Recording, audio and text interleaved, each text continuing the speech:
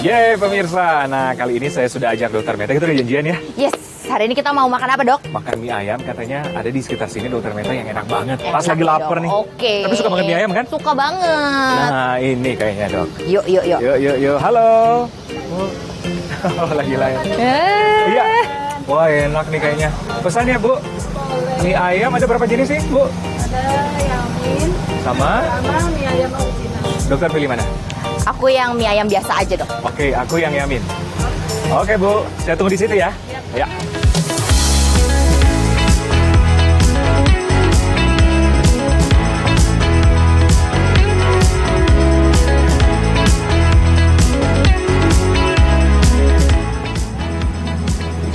Wih, udah ada nih dokter. Tanpa dokter. Mie ramin, Mantap. yamin ya. Yamin yang mana? Nih yang yamin yang ini. Oh, oke, Oh. tukaran kita dok. Dokter yang biasa, Dok.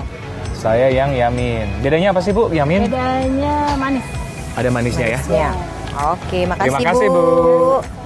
Dok, yuk makan dok. Yuk, Wah, makan. enak banget nih kayaknya nih dok. Laper banget nih dok, Laper. pas banget. Nah, pemirsa, tidak lengkap kalau ada Dokter Meta. Kita nggak bahas soal gizi nih dokter. Yuk dok. Ya, sebenarnya mie ayam ini ada manfaatnya nggak sih dok untuk kesehatan? Dok, ini sebenarnya kalau mie ayam itu adalah satu paket makanan sebenarnya Ya. yang lengkap loh, karena ada karbohidrat yang dari mie-nya. Ini karbohidrat olahan gandum ya dok. Jadi sebenarnya karbohidrat kompleks juga.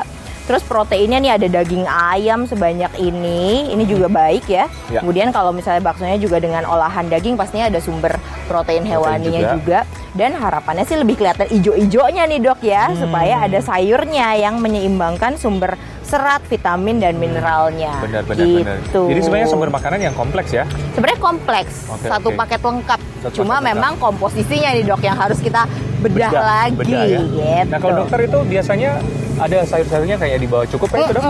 Nah, jadi sebenarnya kalau lihat yang punya saya nih ya dok, kalau punya dokter kayak masih agak ijo-ijo untuk kelihatan caisim ya. Iya. Kalau di saya memang Ada kayaknya dok di bawah.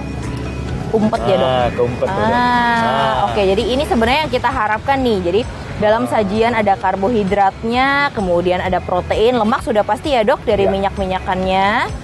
Tapi ada juga serat dari sayurnya ini yang jangan sampai kurang. Nah, secara kalori nih dok, kalau Ya, kita bedah berapa nih? nutrisinya nih dok, kadang-kadang orang mikir mie ayam itu hanya untuk selingan ya dok Iya. snack sore gitu, jajan sore. Cuma sebenarnya ini adalah satu menu makanan utama nih dok, bahkan sekitar 400 sampai 500 kalori Satu porsi. satu kali makan. Jadi setara dengan makanan utama. Betul sekali Nah. dok. Oke. Tapi ternyata banyak manfaatnya ya untuk kesehatan ya dok ya. Betul dok. Nah ini kan dokter mie ayam biasa, kalau saya nih mie yamin nih. Mie yamin ya, Ada dok. kecap-kecapnya. Ini biasanya apa bedanya menurut dokter? Kalau tadi kan kata ibunya, jadi Ada memang kecapnya lebih kali ya? diolah dengan kecap. Kemudian ada juga yang biasanya minta dengan sausnya langsung diaduk bersama dengan mie-nya dok. Nah kalau yang seperti itu, jadi kan secara bumbu memang lebih kuat ya dok, jadinya ya, secara rasa ya. Namun kita perlu pertimbangan nih dok, artinya sodiumnya lebih tinggi lagi di dalam sajian mie yamin. Yang mana kalau untuk teman-teman yang menderita darah tinggi, hipertensi ya, kemudian menjaga kesehatan supaya tensinya stabil terus, tekanan darahnya, sebaiknya hindari yang sajian dalam bentuk mie yamin. Oke. Karena tentunya pasti sodium tadi dan bahan pengawetnya juga lebih banyak. Lebih banyak. Kalau Betul. kalorinya lebih sama nggak dok? Kalau kalori rasanya kurang lebih sama Kurang ya lebih dok sama ya. Kurang lebih sama ya. Nah, ini mungkin jadi pertanyaan bagi pemirsa. Ada kan yang suka banget mie ayam, tiap hari pengen makan mie ayam nih dokter. Disarankan makan mie ayam berapa kali nih dok seminggu? Sebenarnya kalau mie ayam dok, yang perlu banget untuk menjaga itu biasanya adalah teman-teman yang punya kepekaan terhadap gluten ya dok. Oke. Karena mie itu kan adalah sumber gluten juga ya. Kita sekarang mengenal banyak diet gluten free begitu ya. Sebenarnya sih kalau mau menurunkan berat badan tidak harus dengan diet yang gluten free. Tapi untuk teman-teman yang alergi, yang imunitasnya punya penyakit celiac disease, itu memang harus dikurangi sekali sumber-sumber gluten, salah satunya mie. Ya. Oke. Nah, kalau untuk teman-teman yang mau membatasinya memang maksimal 1 minggu 1 kali. 1 minggu 1 kali saja. Ya, itu untuk yang dengan penyakit celiac Tertentu. disease tadi ya dok, dengan kepekaan terhadap gluten.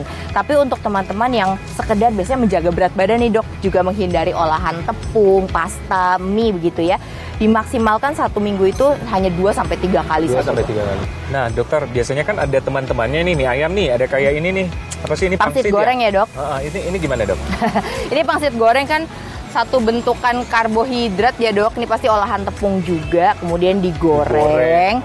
Dia menyerap minyaknya pasti banyak ya, Dok ya. Jadi memang kalorinya sangat tinggi. Ini sebenarnya side dish ya, Dok ya. Tapi side dish-nya juga tinggi kalori nih, Dok. Berapa kalori jadinya. sekitar, dokter? Aduh, ini kalau misalnya tepung tuh, Dok, 5 sendok makan tuh sekitar 150-an kalori. Jadi kalau misalnya terus ditambahin minyak lagi, dia menyerap minyaknya bisa 300-an kalori, Dok. Ini 300 kalori plus ini 500, jadi 800 kalori. iya, Dok. Makanya ini salah sekali kalau misalnya masyarakat menganggap mie ayam kemudian dengan sampingannya ini, kemudian misalnya kita minum manis nih, Dok, es teh manis begitu ya. Tambah lagi kalori. Tambah lagi kalori dari gula pastinya, kemudian menjadi dianggap sebagai makanan selingan. Itu bukan ya. Bukan ya, apalagi adalah kalau menu utama. Menu utama, apalagi Anda yang dalam kondisi mau diet Mau ya. diet, betul. Sedangkan 1000 kalori setara dengan 2 kali makan besar tuh. Betul. Karena rata-rata makan besar kan 500 kalori ya. Ya, setuju, Dok. Ya. Tapi bukan kita bilang batasi atau bukan tidak boleh, bisa aja, tapi bijaklah dalam mengkonsumsi ya, Betul. dokter ya. Betul. Ya. Ini mungkin menjadi pertanyaan bagi pemirsa nih. Ada kan yang tiap hari makan mie instan nih, dokter. Mana sih lebih sehat, mie instan atau mie ayam, dok? Yang pertama ya, Dok, bedanya antara mie ayam seperti ini kan dari mie telur begitu ya, Dok, yang kemudian diolah. Dengan mie instan, bedanya adalah untuk mie instan itu pencernaannya lebih lama, Dok. Di dalam saluran cerna dia bertahan lebih lama. Kemudian jadi paparannya untuk bahan pengawetnya ke dinding-dinding usus kita lebih lama. Oke. Di luar memang tentunya bahan pengawetnya pasti lebih tinggi, lebih banyak karena olahan pabrik ini membutuhkan jangka awet yang lebih tahan lama. Nah, kemudian di luar itu mie instan pada pengolahannya biasanya tidak ditambah dengan sumber-sumber real food atau makanan sebenarnya seperti dari daging, sayur, begitu ya, Dok. Kadang-kadang kita paling kalau di mie instan kita tambahkan telur mungkin ya, Dok ya. Cuma jarang sekali pemirsa menambahkan sayur. Jadi itu sebenarnya salah satu trik yang juga bisa digunakan pada saat mengolah mie, baik itu mie telur ataupun mie instan, jangan lupa ditambahkan sumber seratnya. Iya, sumber serat atau sayur dari sayur-sayuran tadi ya. Iya, betul, Dok. Oke. Jadi memang disarankan lebih bagus ya. Jika dibandingkan keduanya memang jadi lebih sehat karena kaldu-kalduannya pun bukan yang olahan kimiawi ya, Dok, tapi memang real dari daging ayam nih misalnya kaldu ayam ya. Jadi lebih pilih yang memang real mie ayam ya. Betul. Nah, ada juga kan ada orang yang mau diet, aku makan jenis mie tertentu nih yang mie diet nih, itu gimana, Dok? Iya, jadi kita mengenal ada mie shirataki ya, Dok ya. Itu kan jenis salah satu di mana mie shirataki itu sebenarnya terbuat dari glukomanan. Ya, glukomanan atau akar tanaman konjak. Oke. Nah, inilah yang membuat perbedaan. Di mana kalau misalnya mie telur seperti ini kan dari gandum, Dok, karbohidrat. Sementara kalau yang glukomanan itu sebenarnya sumber serat murni. Sehingga di pencernaan lebih sehat, lebih baik. Dan secara kalori untuk teman-teman yang sedang diet, Dok, ini pas banget karena jumlah kalorinya jauh lebih sedikit. Sementara tekstur kenyalnya, kita kan craving ya, Dok, kangen kenyalnya mie. Nah, itu bisa didapatkan. Bahkan lebih kenyal mie shirataki. Benar. Jadi ya salah satu pilihan juga untuk meminimalisir kalori dan mungkin lebih sehat ya, dokter ya. Lebih sehat, dapat seratnya juga, kemudian juga cravingnya untuk kenyal-kenyalnya masih dapat. Bisa ada salah satu pilihannya mie shirataki. Betul. Nah, ini menjadi pertanyaan juga, dokter. Waktu yang tepat untuk makan mie ayam gini, ada yang bilang waktu sarapan nih paling enak atau sore deh. Waktu sore ya. Kalau dokter kapan? Kalau saya makan siang mungkin ya. Makan siang karena ya, ini Dok. termasuk makan berat. Saya sangat menjaga juga ini sih makanan. Jadi memang sebaiknya pada saat kegiatan sedang aktif, Dok. Jadi baik itu mau makan pagi ketika kita memulai hari, tapi jangan lupa proteinnya yang dari ayam itu bisa dimaksimalkan ya. Jangan sampai kadang-kadang ini masih bagus nih, Dok, ayamnya masih banyak, seger ya, banyak dan segar. Sementara kalau misalnya mie ayam sering kita juga ketemui jumlah proteinnya sedikit sekali, jauh lebih didominasi oleh karbohidrat dan lemaknya. Benar-benar jadi mie-nya ya? Mie-nya fokusnya. Jadi memang sebaiknya kita konsumsi di pagi hari atau ya pada siang hari. Oke, karena waktu itu adalah memulai aktivitas. Betul. Jangan malam hari otomatis. Iya, jangan, karena dicernanya lama, kemudian membuat rasa begah ya, Dok ya. Karena seringkali juga membuat rasa full, rasa penuh di perut. Dokter, ini menjadi pertanyaan pasti masyarakat yang penyuka mie ayam. Gimana sih caranya supaya tetap kita bisa makan mie ayam tapi terhindar dari efek-efek buruknya, Dokter? Baik dok, jadi kalau makan mie itu kan seringnya juga menjadi kegiatan bersama ya dok ya. Ya. Rasanya kalau kita nggak ikut makan kayak gimana gitu ya dok, gitu. nggak asik ya. Jadi bolehlah tetap ikut makan mie walaupun kita sedang menjaga berat badan. Tapi triknya sebenarnya dok, ini bisa dari jumlah mie-nya, setidaknya kita makannya setengahnya aja nih dok. Jangan full satu mangkok mie-nya ya. Terus kita kenyangkan dulu dari protein dan sayur-sayurannya. Kalau misalnya bisa ada kesempatan untuk minta ekstra sayur, boleh, supaya di menu makan utama kita jumlah sayurnya itu tidak kurang ya. Jadi tidak didominasi hanya dari karbohidrat dan lemak-lemaknya saja.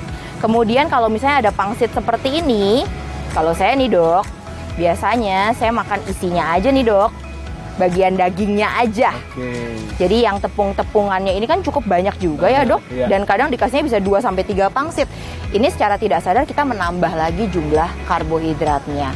Kemudian ini tadi yang side dish-nya, jangan lupa. Walaupun cantik, menarik ini ya dok ya, mengkilat ini, tapi kalorinya tinggi Lumayan sekali. ya. Jadi dibatasi, bolehkah? Masih boleh dok? Bolehlah 2-3, boleh. Tapi jangan sampai jadi 2 piring sendiri nih pangsit gorengnya.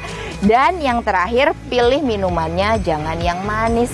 Minum air putih atau teh tawar boleh. Boleh ya? Ya. Sebenarnya bisa-bisa aja, tapi tergantung kita. Jangan kebalik ya. Jadi jangan makan mie dulu semua, Betul. baru karbohidratnya, Baru proteinnya, baru sayurnya, begitu. Ya, bisa menjadi trik bahwa makan dulu protein, sayurnya baru terakhir mie-nya. Iya, karena sudah membantu memberikan setidaknya rasa kenyang dulu Rasa dok. kenyang dulu. Dokter Meta, terima kasih banyak. Terima kasih Jangan kembali bosan-bosan dokter. diundang di sini. Pastinya. Membagi informasi tentang gizi ya. Betul. Bagi masyarakat di Indonesia. Lanjut makan dokter, maaf. kalau Mari. mengganggu. Oke pemirsa, jangan kemana-mana, tetap bersama kami di Hidup Sehat bersama Dr. Ekles setelah yang satu ini.